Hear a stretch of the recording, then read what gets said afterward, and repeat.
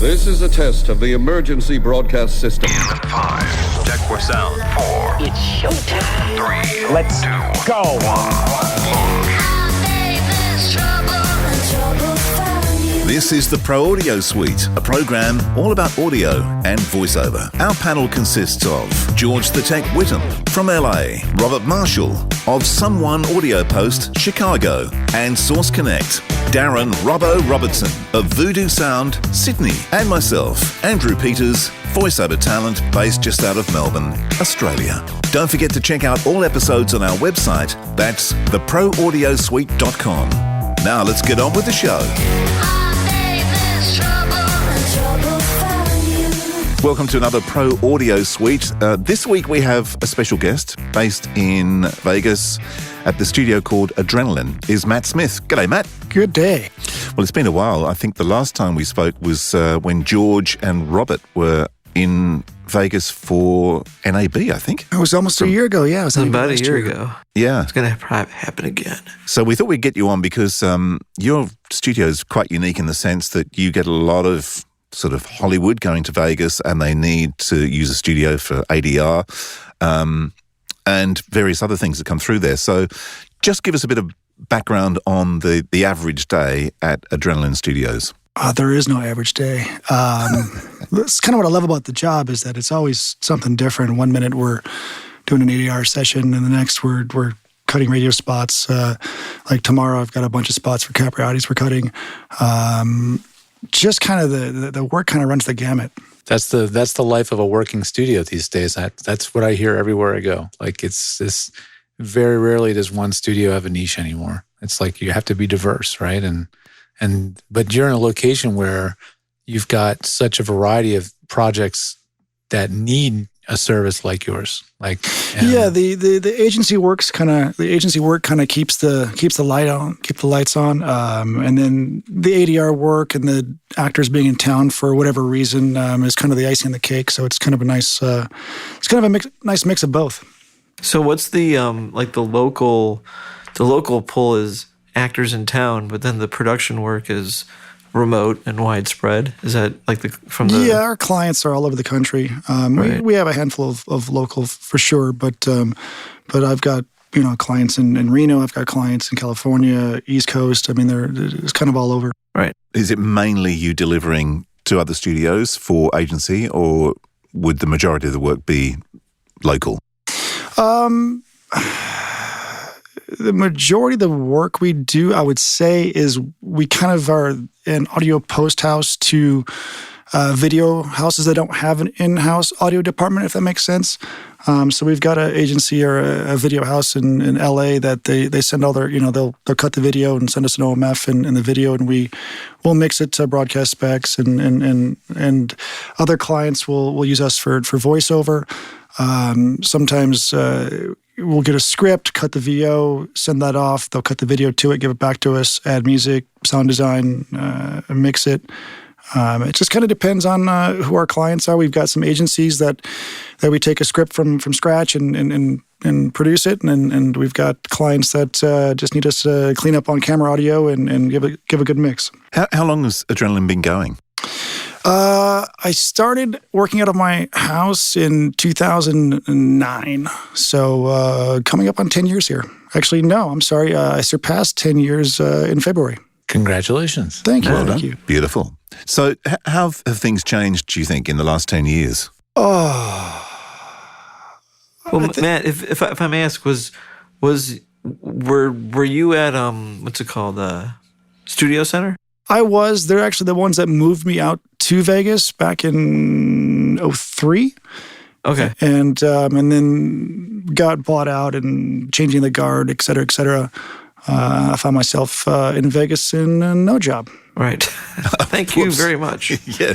Then you had to build the plane while it was plummeting towards the earth. Yeah, I was So you fortunate did that. enough to.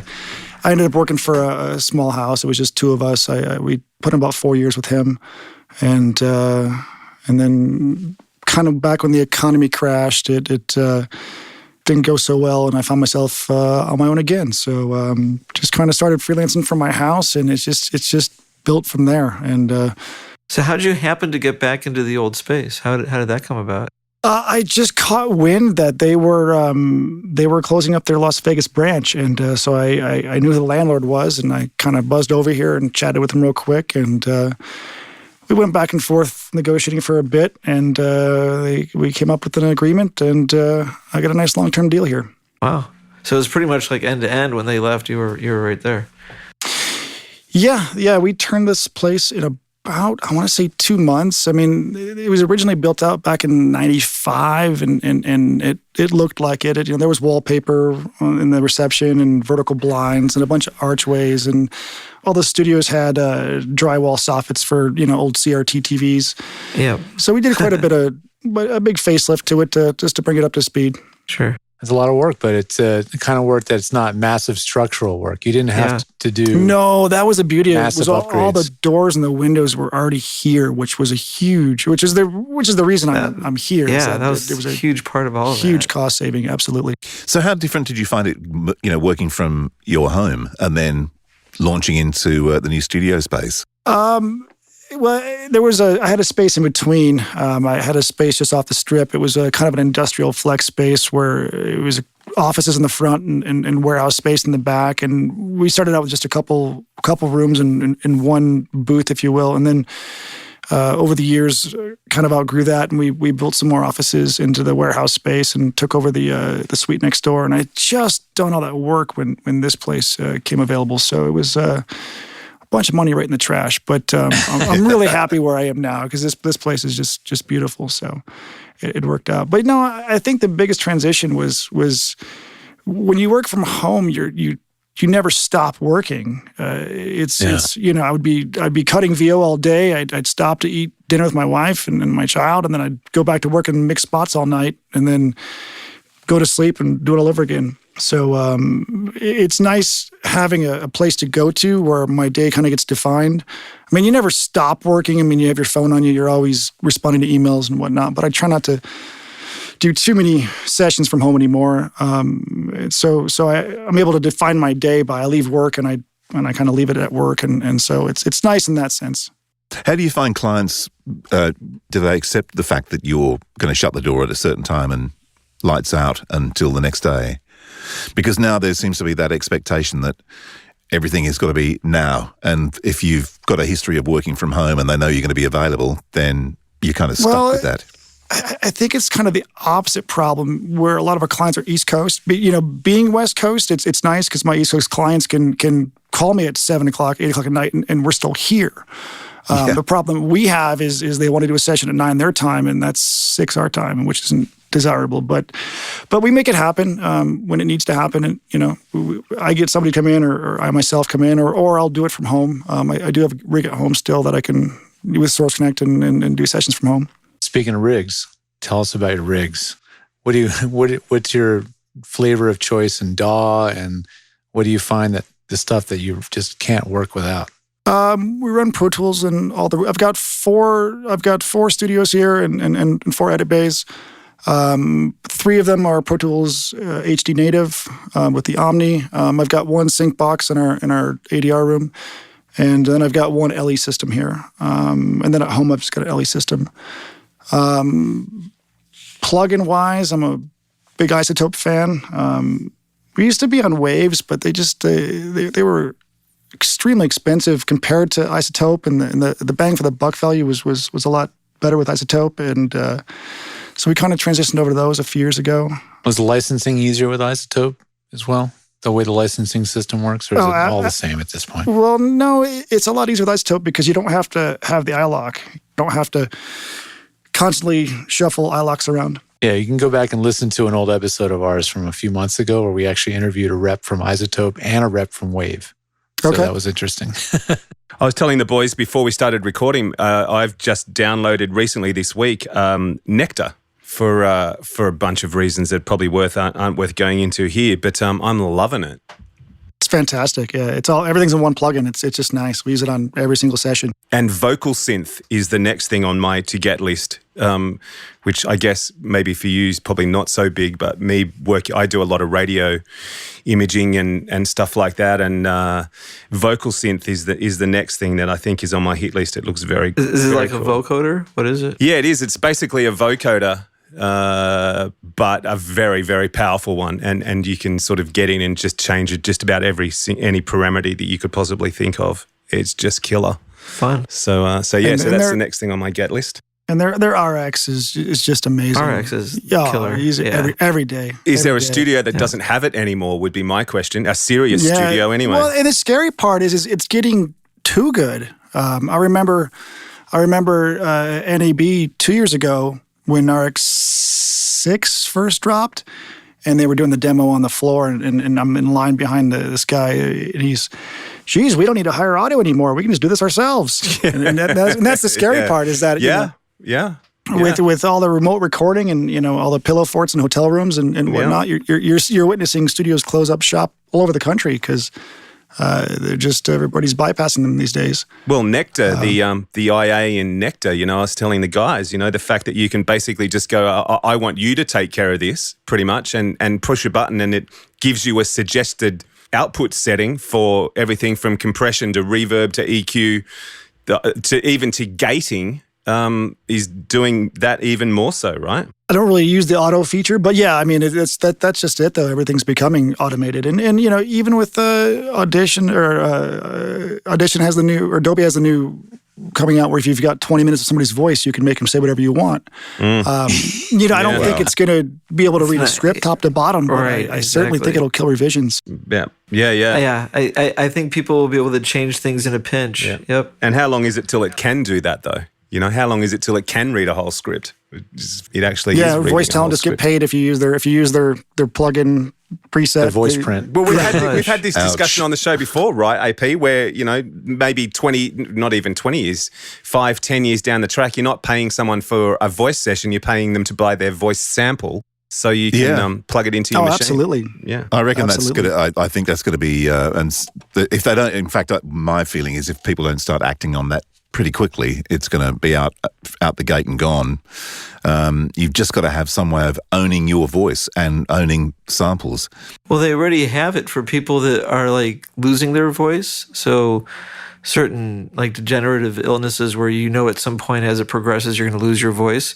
They have services now where they can capture you saying all the proper things so that when you are now only able to, type into a computer and then it, speaks for you, it's at least speaking with your voice. Yeah, right. And they have that. Roger Ebert had that done because he's lost his lower jaw.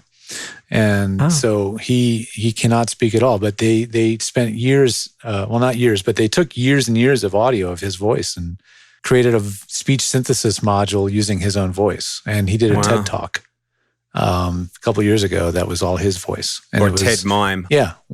Yeah. And it wasn't, it wasn't, it was certainly not flawless, but I mean, the technology was just a forebearer. But for them, that's a big deal that at least it's your organic voice in a sense, like a little bit closer. You're not completely lost, Imagine losing your voice. So, Matt, do you use Source Connect? We do. And I would say, more and more as time goes on, I would say 5-6 years ago it was maybe 5% of what we did, 95% ISDN, and now it's probably, I want to say it's over 50% now. Kind of reaching parity or reaching, I mean, a lot of 50-50. it's forced because talent are dumping ISDN, so we have no choice but to use it. But a lot of the studios in Hollywood are requesting it even. When given the choice between both, I'm seeing a lot more people choosing Source Connect. And do you think there's some real truth behind rumors of the 2020 ISDN cutoff? I've been hearing about this for 5 years. I don't think so. I've been hearing ISDN is going to die for the past 15 years. Yeah, it's like the fax machine. It's true. It's old faithful. Well, it's actually, it's dying here. It's being removed here. It actually is being switched off. It is being switched off. I know that I've just turned mine off anyway because it's going to come down next September. This September. The lines are being pulled down. Well, you guys can all get a VISDN line, so don't worry That's about right. Yeah, well, that's what we're going to need if you want to do it. Absolutely. Yeah. But actually, talking about plugins, though, there was one that George sent. I don't know whether you've seen this, Matt, but it was a Swedish guy.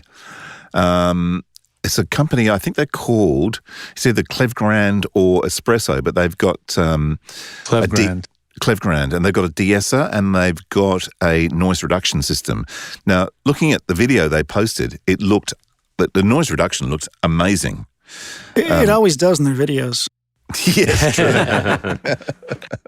And then you apply it to something real. And that's why I'd be curious to see with Isotope to, hey, take the audio that I'm having trouble with and show me at work, because they always have the one they've already got calculated out with the birds in the background, and they show you before and after. But it's true. The demos are always like, that was so smooth.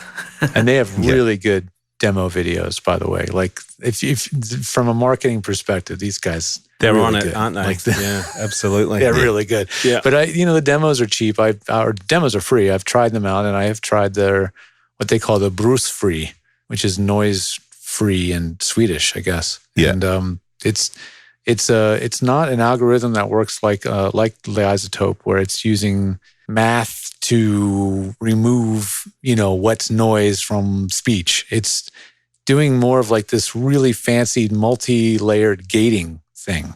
And it sounds like, when I describe it sounds like a train wreck, right? But does it give you that hollow, tinny sound, or does it do a better job at artifacts? It doesn't have those artifacts. It's kind of, any of these noise reduction tools, when you push them to their edge, to push them to the brink, they fall apart. There's a certain point where it just doesn't, it's not convincing. Do you know the Waves NS4 or something? It's got like 4 faders.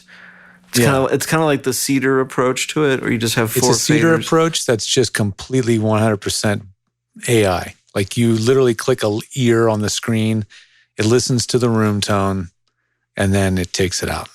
So you train it, and then it takes it out. Now, there's other plugins like Audacity's been doing that for years, and we all know what Audacity noise reduction sounds like at this point, I'm sure. I've heard it, I can tell them from, somebody plays me a 3-second sample and go, oh yeah, that was recorded with Audacity using the noise reduction.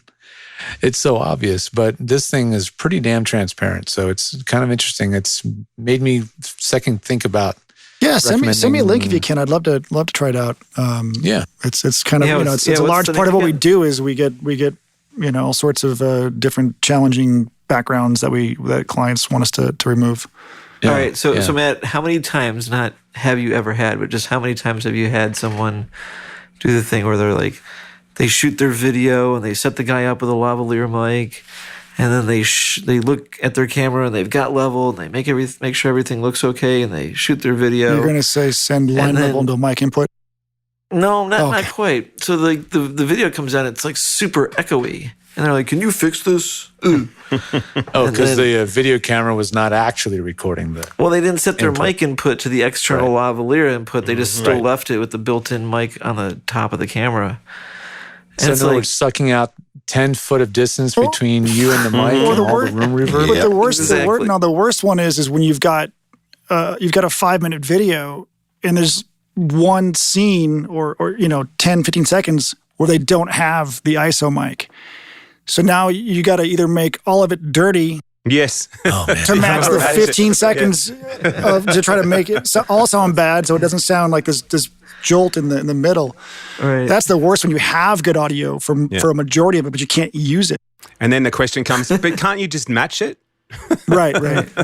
Just fix it. Been there, done that. Yeah, absolutely. Can she just call? Can she just call on the phone and read those lines? How many times has that worked out? Have you tried that?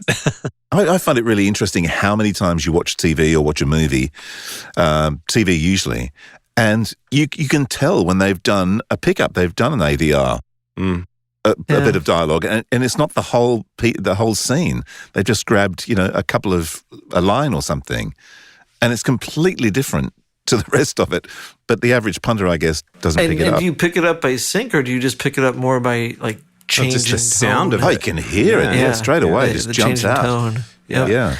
Yeah, the Like days. sometimes they don't even match their own pitch. You know, like so much of sometimes ADR, a lot of it is being able to zero in on the same pitch that you were at before, and that way you're gonna, blend in way better than if you're at a different pitch. You're gonna pick up on that. Here's a question for you, Matt, and this is, I know this happens quite a lot. Have you ever done a session where you've had to do an ADR session where you've got an actor, but not the actor, but someone else to copy that actor and drop some lines into a film or some drama? We had to do an entire 5-minute piece like that, and it was difficult because everybody speaks at their own cadence. So they may say the exact same thing, but they don't time the words right, so it gets on and off, and it's really hard to do. But what is this for? Like, what's the purpose or the workflow? It was a video they shot that they didn't record the lav or the boom. It was just awful audio, and they couldn't get the girls back in. So I had to source local people to come in, and we had to redo the entire 5-minute piece. And a lot of it was with a different person, two different people altogether. Wow. And a lot of it was off camera, so that part was easy. But the parts where they were on it's challenging just when it's not the same person. I had one where it was the actress was from they shot in, I don't remember, Czechoslovakia, and they planned on overdubbing or doing ADR with the voices just to have an American accent. So they ADR the whole thing. At the very end, she says, "Thanks for noticing." But what she said was, "Thanks for noticing." And her mouth looked completely different. And so it's like no matter what you did, it was like that's not going to work. You're right. But you get the weird ones. Like I had one sent to me years ago, and it was for a movie called Pearly Soames, I think. And it was Russell Crowe. And obviously some of the audio had dropped, and they couldn't get him back in to record it because it was going to cost too much money. So they needed to get someone who sounded like Russell Crowe to do this one line.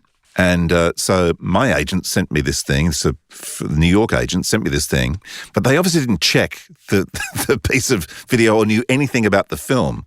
So they've gone, okay, yeah, he sounds a bit like Russell Crowe. Send him the thing. But it's Russell Crowe playing a New York Irishman in the 1920s. So not only have I got to be an Australian Kiwi, but I've got to be an Australian Kiwi putting on an Irish New Yorker accent from the 1920s. Wow. How'd it go? So you find this on YouTube. I should play it to you, but it is quite bizarre. Almost is not good enough, Romeo.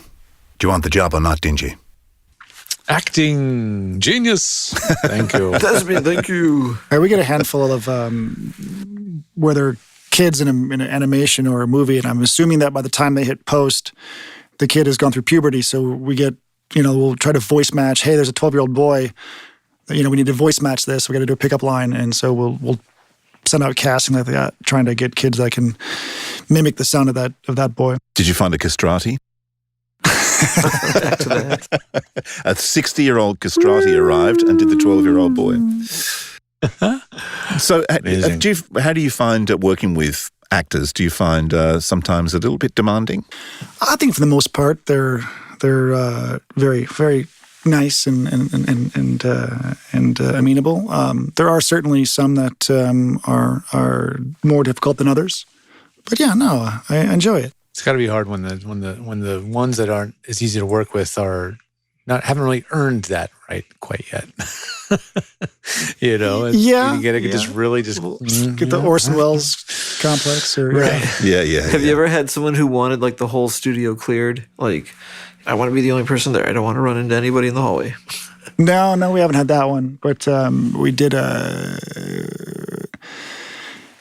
recorded some VO, and it was craziest list that we had to, like everything from like replacing all the trash bags with clear trash bags, and the list was crazy of who's in the building, who's not in the building, and all the security things that went along with it. But no, I didn't have. I had an actor who asked us to do that. I'm going to put that if I ever get invited to record something, I'm just going to put that somewhere on some email. Oh, and by the way, I need the bags to be all clear trash bags. Okay, it can be thank with you. your brown M&Ms writer. Yeah, it's the brown M&M's test.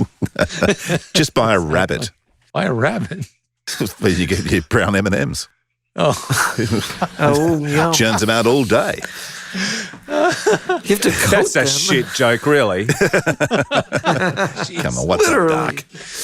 Now, we're going to geek out a bit more because I do know, Matt, that you are one of the few people on the planet who bought the Platinum U87. The Rhodium edition, yes. She looks Rhodium, good. that's right. Do you use it much? Yeah. It's in Studio A, so whenever we cut a VO in Studio A with a U87, that's the one we're on. Do you have to wear gloves? yeah, it's going to say white glove only, right? Black glove actually is what it came with, but I mean, yeah, I try not to touch the body of it because your fingerprints will leave a mark on it. But yeah, no, she's beautiful.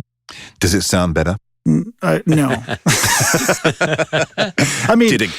perception. Sure. I mean, you probably your brain makes a connection that it does, but no. I mean, it's the same 87, just a prettier case.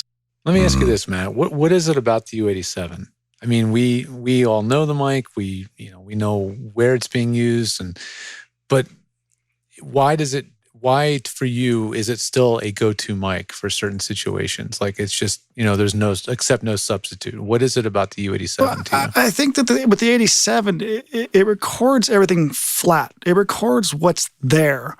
So many of these mics, they've got a little top end bump or a bottom end bump, which is why VO guys love them. I sound great in this mic. I sound great to me. Yeah. Yeah, because it makes it. But you try to EQ that afterward, and you go to from the low end, and it just gets muddy. There's nothing. It didn't record it. It wasn't there. The 87, I hear people all the time say, "Well, I beat this against the U87, and it sounds way better." Right. Because it's got, they've basically done processing to that, to the mic. And the 87, if I want to turn up, 5K, it's there. If I want to turn up, the low end, it's there. It gives people more body without getting muddy. Being here, not being a talent, we got to have a mic that's going to sound good on a variety of people.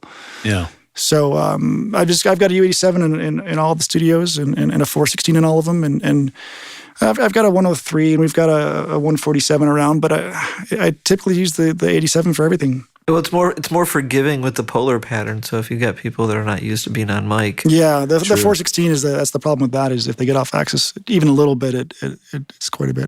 Is there any truth to the axiom that the U87 is the East Coast mic and the 416 is the West Coast mic? I haven't heard that. Yeah, A lot of true. studios Yeah. in New York are on 87, where you'll see a lot more 416s in LA for some reason. I think it's kind of funny. Is there another mic in your locker that just surprises you? Like you just go, I got to use that mic again. I keep forgetting how good it is. No, I mean, I like the 147, the tube mic, because it's got a more full sound. But I'm a stickler for having things the same. Like all four of the studios are exactly the same. I like having the 87 on everything because if I have to do a pickup in a different room, it's easy to match. Where if I have a smorgasbord of mics in different rooms, then you got to, where did we record that? Was that an A on this mic? And of course you can take notes, but I've got the same Avalon 2022 in all four rooms, and I've got the same U87 in all four rooms, and the same 416 in all four rooms. So it just makes things easier. the same 416 in all four rooms. Well, I'm sorry, a 416 in all four rooms. That's some real string theory shit right there. That's man. right. Yeah. It's a quantum 416 there when observed. Matt, what's your opinion of There's like a plugin for a 414? I haven't used one in a while, but I mean, for the money, they're great mics. With all the different patterns, they're pretty versatile. I think for some things they get there in a different way as a U87. I mean, sort of even almost historically, you think about it, the U87 is the transistor version of a U67, and the 414 is a transistor version of the C12. And Right. so there's sort of true. There's a certain degree where you just don't have the time to be the artiste of the engineer and let's try this mic and let's see how this works on you. You know, you need to turn it around. You need to have consistency. And when you know a mic, you know what EQ fader to pull or what EQ handle to pull in your EQ when something doesn't quite sound right. You know exactly where to go and how much to pull it probably. And you get there fast. And that is just, every day we're recording somebody different, where if it was a matter of the same, if I was a voiceover talent, it'd be a different story. I would, if I was on the same mic all the time, I would shop around and find something, for me. But also I think it's when a studio from LA calls and says, hey, what are you using for a mic? And you see U87 with an Avalon, they go, okay, they're fine. Do they ever want like a SM7? Like any radio places, something like that? No, I've never had that request. You would hang up for if you had ADR, that we get request. the MKH50 request, oftentimes in lieu of the 416. But no, usually everybody's happy with the U87. It works. What about when you receive files from other studios of voice that you have to work with? What's the what are your expectations? Particularly if it was a talent that was working remotely from their own setup. Yeah, say Melbourne. Yeah, well, just out of Melbourne. I don't think you've ever had an issue with getting audio from studios, but certainly you get audio from talent, on the go, and you're trying to. It certainly presents its challenges. You're recording all the talent that you're mixing in, right? To stuff. Mm-hmm. Yeah. But do you record them from their home studios? All the time, yeah. Yeah. So that was my question, is more about what do you expect from a talent and their setup from home? Well, the first and foremost, not having children running around screaming. Believe it or not, no, but there's a talent we work with, and all of a sudden she'll like, quiet down out there. She'll just start yelling. It's like you got your client. It's just so embarrassing. And so those things, of course, are what you would expect would be just understood as a talent working from home. Give her my number, will you? But it is funny when you get somebody and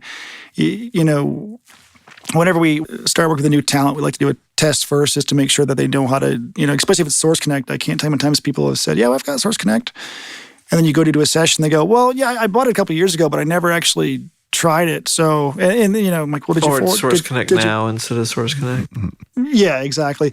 But we do a test and the guy has spent a lot of money in his mic and whatnot, and it doesn't sound right. And it's like, trying to tell somebody, hey, it's got a little boxy sound to it. And he's like, well, I just spent $5,000. And I'm like, it's that tough thing where you try not to insult them, but at the same time, it's like, with the gear you're telling me you have, this should sound way better than it does. Right. So is that coming from like something that's been like a client finds somebody and you have to record them and No, that was like if we add a new talent to the roster, we like to just connect with them first just to make sure that they know how to use their equipment and just to see how they sound before we put them with a client.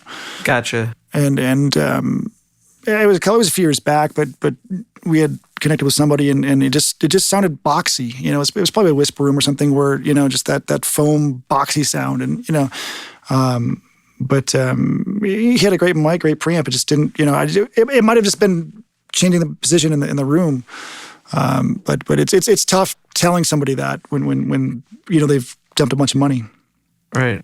Yeah, but to me, I would like you to tell me, because there's nothing worse than you kind of like, we'll just have to suck this one up. And then I think everything's great. So on I go thinking I've got the best thing in the world. Followed with the solution. Or you get the response, well, nobody else complained. I do stuff for CBS all the time and nobody says any word. I'm like, okay, all right. Yeah.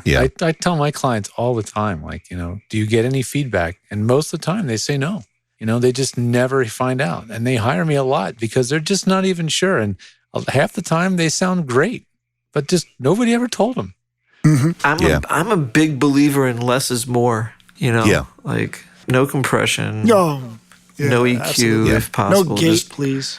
Please, yeah, exactly. We have one talent. He's got a noisy studio, and so he's got a gate, and it cuts off all the end of his words. And it's like, give me the noise, I can get rid of the noise, but I can't put the beginning and ends of words back on. I'm like, just I know you've got air conditioning problems, but I don't care. Just turn the gate off, and right. And it's one of those things. Well, nobody else complains, and I'm like, I I don't know how they don't.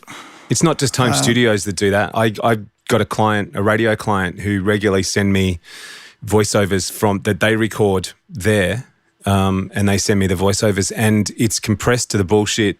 The gate thing you're talking about, you lose the ends of S's, and which isn't the end of the world, but it's still a pain in the ass. But they have like hard cutoffs. Yeah. It's like just chop, just straight off and stuff. And it's like, seriously, you guys obviously work with audio every day. You don't get that, but anyway, there you go. Interesting. That, interesting. Well, I think there's a big thing, which is like there's a huge race to the bottom in the whole industry, and so you find a lot of people wanting to do like good enough, like that's what you're supposed to have, but it's not really exceedingly more than you're supposed to have. You know what I mean? So, but do you think that? Because I know we've talked about this before, it'd be interesting to get Matt's thoughts on this. We all know that there has been a bit of a race to the bottom in certain quarters, but do you get clients that can actually tell the difference between that'll do and that's exactly what we want?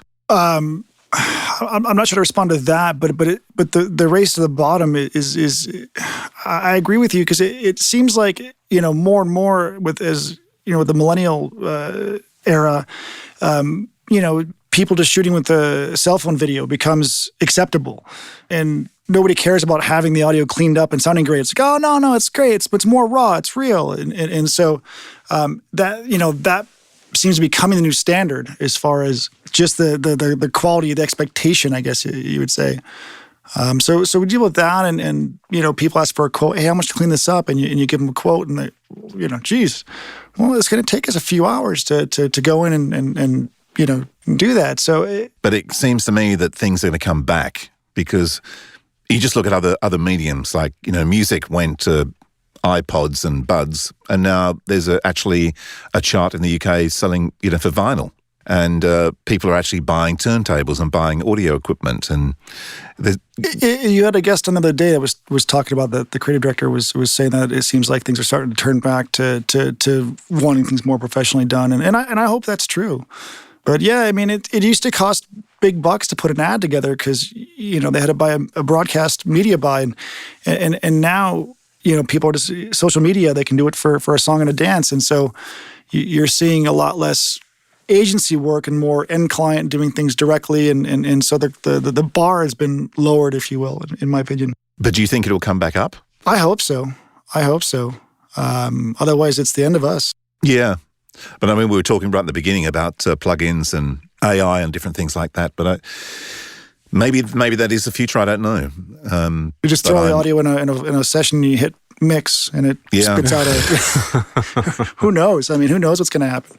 I just think it's the nuances that disappear. Once you have something so, cookie cutter, then everything's the same, and then nothing has any cut through. So it kind of becomes this bland load of stuff. Here's my take on it. Here's the way I see it. I actually think that we've been down that road to a certain extent. I can't speak for the States, but certainly here in Australia, we've been down the road where video editors have been doing a lot of audio work. But I think what is coming out of it from talking to some producers who've sort of been forced into that situation with budgets and all that sort of stuff is the video guys are very good with the video. And they can sort of look beyond what they're being asked to do and add more to the video side of things than just what they've been asked to do. But when it comes to the audio and the audio mix, they can't do that. They can only go, okay, they haven't got that expertise. And I think that's where we, as audio producers, have the chance to step in and go, hey, well, if you want to take that to the next level, then you need to come back to an audio suite, someone who understands audio, someone who's done this a million times and goes, hey, what if we did this? What if we added this? Blah, blah, blah, and actually puts a value back on the work that we're doing. And it seems to be turning that way a little bit, especially, as I said, here in Australia, and especially from the producers that I work with. That certainly seems to be the case. Who's the guy who did Star Wars? Sorry? Who's the editor who did Star Wars? Because the one exception to all that is the editor who did a lot of the sound design work, or if not the majority of it, on Star Wars. It was the video editor. You mean the guy who came up with the lightsaber sound and all that sort of stuff with the all that stuff, broken microphone? Yeah, I can't remember his name. Yeah, like all the sound design. I didn't realize he was a video guy. He was the video guy. Yeah. Right, but if not, like for the most part, I completely agree. There are some exceptions of some editors who are very good at what they do, and sometimes they approach sound in a completely different way. You know, It's Still only they a have theory, their- but do you think maybe it's because of the proliferation of headphones, like proper headphones, you know, not earbuds, but like you're seeing more and more young people wearing, you know, hopefully decent sounding headphones. I mean, like just out in the wild, I'll see just a random guy wearing Audio-Technica ATH, you know, M50s or something, like a good pair of cans. Just they're hearing more audio, like they're hearing quality and they're discerning the quality. Right. I mean, isn't that piece the AirPod? Like that's the one that everyone is wearing like a lot. Well, the AirPods are the little tiny Bluetooth earpieces from Apple, yeah. And I haven't heard them myself to say they sound good or not, but they're certainly going to sound better than the speakers on their computer or their speakers on their TV. And they're going to sound a lot better than a lot of things they listen to. And also, just being a consumer of YouTube, the bar of quality on YouTube goes up all the time. You know, the sound quality that's expected of people doing YouTube videos, not alone, you know, let alone the picture quality, but the sound quality expectations is gone up a hell of a lot. So hopefully this is a good thing because it's just a rising tide raises all boats. I don't know. It just means that there's more of a demand for it. That's what I hope. I think it'll come back. I think it will. I'm just waiting for them to regulate the audio specs on the different internet platforms. We're back to, you know, you've got you're watching crush it. You're watching a program, you know, mixed to minus 24, then the commercial comes on and it's, you know, hitting 0, and you know every time it blows you out. It's funny because when I output my mixes, it's like, you know, like 5.1 broadcast, all LKFS, and then I always have a folder which is web, which is just like blast it, you know. But it's funny how you have that thing. I definitely know of, you know, some editors that essentially got themselves a meter that can do LKFS, and they know where to put it, and that's their mix. Like, it's now broadcast because I can make sure that it fits within a certain dynamic window. The other issue too is in the video editing programs, it's pretty hard to edit audio. I mean, I can edit video in Pro Tools, but not very well. I mean, man, I bet you know this. You get the OMF and you get a track, and in the OMF is like the same track repeated over and over and over again, like stacked on top of itself. It wasn't loud enough, so they stack it. So they stack it. Yeah. Right. Yeah, all it's the like, time. Oh my, it's like, dude, there's a volume fader, and you actually have clip gain in Media Composer. Well, my favorite one is the one where they send you everything tightly edited with no handles. That's always fun too. Thank you. Yes. Right. Look how efficient I am. I've tidied everything up for you. Yeah, that's right. Yeah, no room tone, no nothing. Yeah, lovely. Thank you. or even watching a YouTube video and you hear the lav on the left and the boom on the right. Where they never even like monitor. That's always a classic. I gotta love it. Oh, look, we're in stereo. It's DIY post. Yeah, indeed. But I mean, with the video programs, you get down to the frame, and that's it. You can't get into subframes, That's right. and so you know the end of the word is chopped off. Well, that's why they can never get the music edit quite perfect. Right, they get it close, but they can't get it right. And then you fix it, and now their edit's off because they edited a little bit down the road the video to the music. So now I got to make a bad edit somewhere else. Yeah, you get that email that comes back and says, "Did you change my music edit?" It's like, yes, because it was shit. I fixed it. I fixed it. Yes, I fixed your edit. I did actually get advised not to touch one of the files I was sending off to a client in London, who I asked him if he used RX, and he said, yeah. And I said, oh, well, I shouldn't worry too much about the old click. And he goes, no, don't touch it. But of course, too late. I had. Whoops. Yeah, see? So I won't do that tomorrow. Save a copy. Do a save as first. Yeah, true. Is that just to take out mouth clicks or what? Yeah, well, I think that's what he's doing, getting mouth clicks. I mean, they were the ones I could actually get rid of them because they were kind of at the end, as you know, when your mouth changes for the next word, and you get that sort of mouth opening click kind of noise. You do get a bit clicky occasionally, Mr. Peters. Yeah, I noticed. I do. Yeah. Clicky kind of guy. Prior to RX, how would you deal with mouth clicks? Oh, just cut them out. Draw them out by hand. Draw them out by hand in Pro Tools. That is the best way to do it. Editing books, and we just you're drawing them out. Yeah. Oh my god! And now you hit a button. Now you hit a button. Click. Yeah, that's right. Exactly. Well, now you don't even have to do that, right? You hit a button, go get some coffee, come back, and it's done. Yeah, and it's done.